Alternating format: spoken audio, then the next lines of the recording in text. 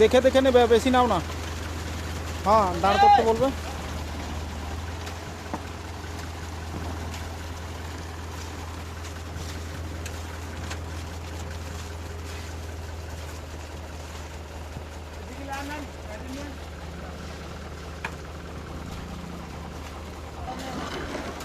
জলটা বার করো, জলটা বার করো, তারপর ফিনিশিং করবে।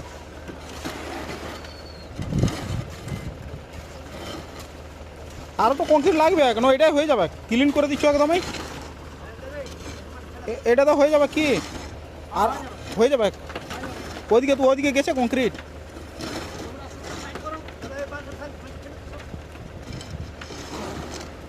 হয়ে যাবে তাহলে তো ঠিকই আছে।